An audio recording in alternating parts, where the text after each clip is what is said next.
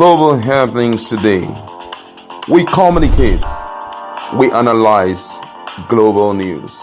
Stay tuned. Hello, beautiful people. Welcome to Global Happenings today. Some fortnight ago, Nigerians who happened to be passengers of Abuja-Kaduna train suffered so much in the hands of bandits. Quite a number of souls were lost. And of course, the Minister of Transportation reacted to it, insisting that if he was given 3 billion naira as he demanded to ensure that there were proper security surveillance, maybe this whole issue of life lost and property would have been averted. Looks like information's reaching our decks, and finding it on social media is that there is more than meets the eyes that made the federal government to reject that 3 billion. A lot is behind the scenes. I can assure you that Nigeria have a long way to go when it comes to the issue of integrity. We still have some honest Nigerians out there, but the question is, how much do we have? Well, in a moment, we're going to find out what went down. Before we do that, like you subscribe to our channel by clicking on the red subscribe button. Beside it, you will see a bell notification icon. Please go ahead, click on it to get notified as soon as we update our channel on YouTube.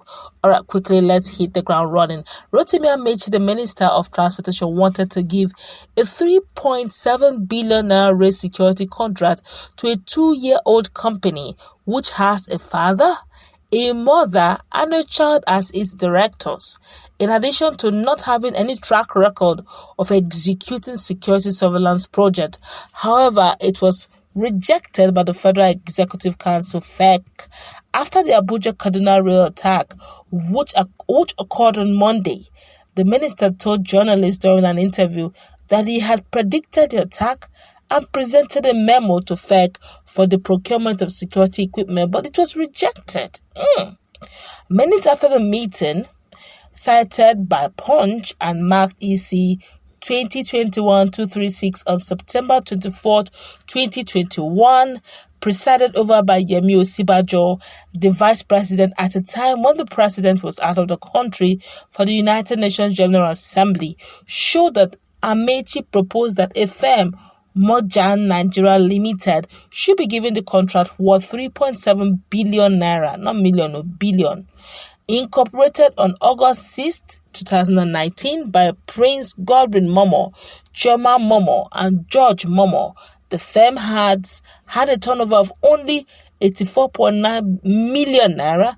During his presentation, the minister said the Bureau of Public Procurement has reviewed the process of procurement and had given a certificate of no objection for the contract, adding that the project will be funded from the 71.4 billion naira budget of the ministry. He therefore asked the council to approve the award of contract for the procurement and installation of electronic surveillance system and interrogation unit on the Abuja-Kaduna Regasa 200 kilometer railway monitoring rail intrusion detection system, an emergency response system in favor of Mr. Mojan Nigeria Limited and or cageworks.net Limited in the sum of 3,780,827,410.66 kobo, inclusive of 7.5% VAT, with a completion period of 4 months.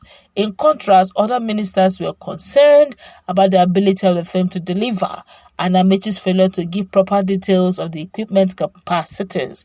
We had doubts about the capacity of a company which was formed less than 2 years prior and had no track record of handling a contract of 3.7 billion naira or a contract on surveillance systems at all. The company was also to be paid upfront. Our investigation pointed to a conflict of interest. The presidential official said. Some parts of the minutes read, some members expressed concern about the quality of the memorandum as there was no description of the surveillance system, concept note, brand name, country of manufacture, or even review by the previous user to enable them to make informed decisions. They stated that as sophisticated as surveillance system has touted to be, there were no indications that it had been demonstrated and tested by the security technology agencies. They equally observed that all the projects were lumped together under one project line, which they noted was not good enough, as each rail line project was supposed to be captured on its individual budget line. Ibrahim Gambari, the chief of staff to the president, had questioned if the equipment would be installed across all rail lines in the country and if there would be a provision for training to enable staff members to acquire knowledge of the use of the surveillance system. Also, the vice president had pointed out that the system was described in a generic term and whether it had a brand name, adding that the system, being a rail equipment monitoring solution, ought to have a brand name and a comprehensive description of its functions. Rotimi defended all of these by saying it is a pilot program, so if it works, it will be replicated across the country.